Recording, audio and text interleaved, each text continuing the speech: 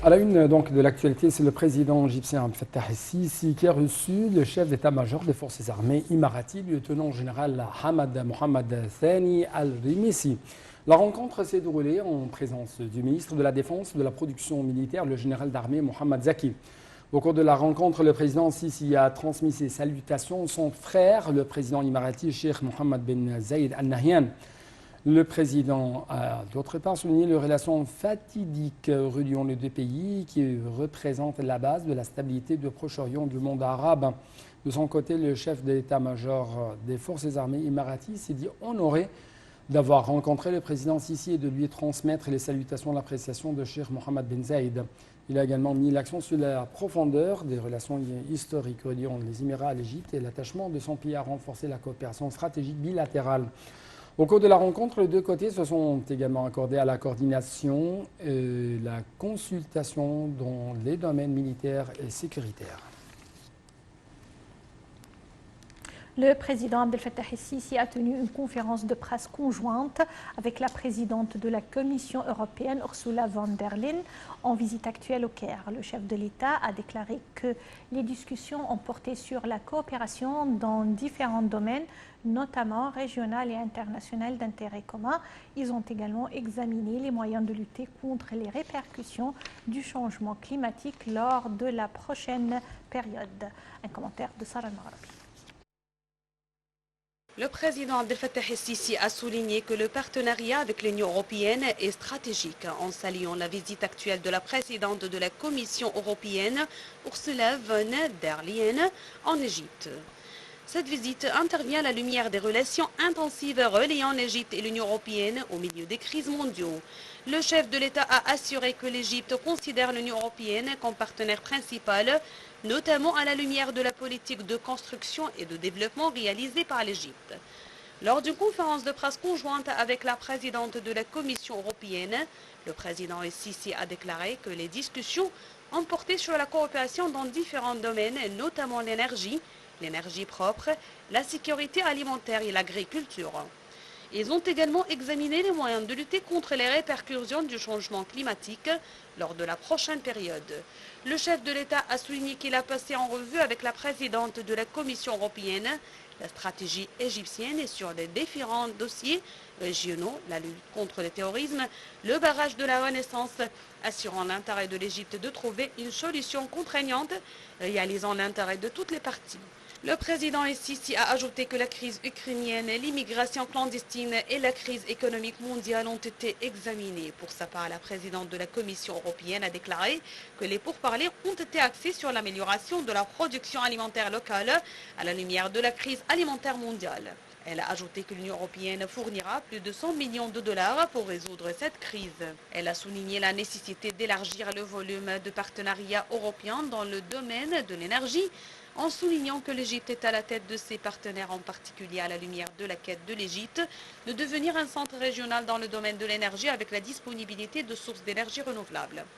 La visite de Mme Ursula von der Leyen s'inscrit dans le cadre de la tournée de la présidente de la Commission européenne qui a débuté lundi de la région pour visiter 4 pays, dont l'Égypte.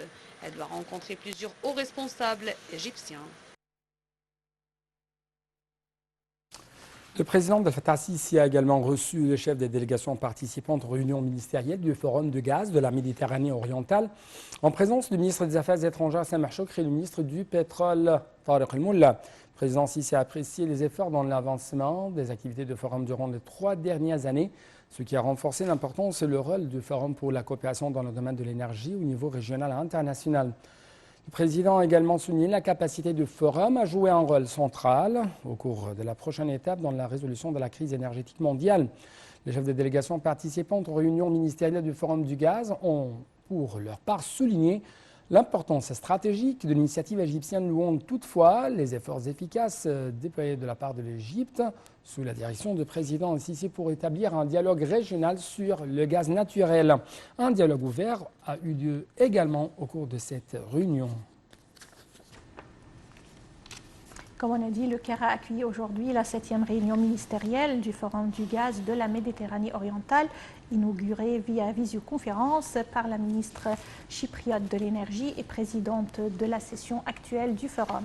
Dans son allocution à l'inauguration de la réunion, le ministre du pétrole Tariq Al-Molla a déclaré que la réunion a examiné la deuxième étape de la stratégie du forum et de sa vision sur l'industrie du gaz naturel et sur l'augmentation de la production ainsi que sur des initiatives visant à réduire les émissions du gaz à effet de serre afin de réaliser la transformation énergétique et le développement durable.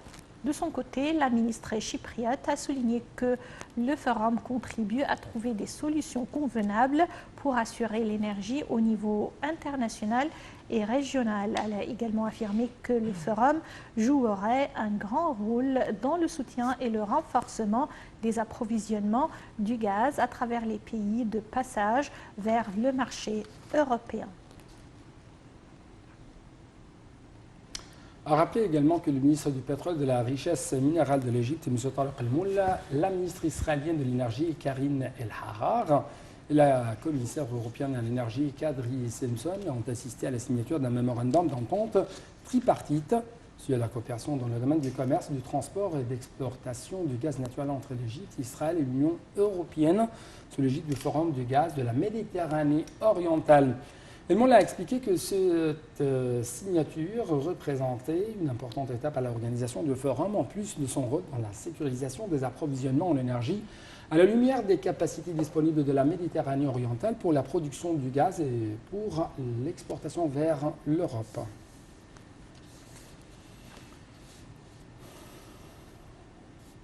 Le Conseil des ministres a tenu aujourd'hui sa réunion hebdomadaire dans la nouvelle capitale administrative sous la présidence du Premier ministre Dr Mostafa Madbouli. Au cours de la réunion, Dr Madbouli a fait référence à l'inauguration faite hier par le président Abdel Fattah el-Sisi des plusieurs projets de production bovine et laitière, dont le complexe qui inclut entre autres des abattoirs dans la cité d'Assadet au gouvernorat d'El Mounofeya. Le chef du gouvernement a également fait l'éloge à la séance du dialogue élargi sur les politiques concernant les actifs possédés par l'État, tenu récemment, soulignant l'attachement que ce dialogue soit directement en ligne avec une élite fructueuse des experts et des spécialistes. Le Premier ministre a d'autre part passé en revue sa visite effectuée à la ville d'Al-Hossas au gouvernorat de Daqahleya afin de suivre de près l'état d'avancement des projets en construction à la lumière de l'initiative présidentielle Vie décente.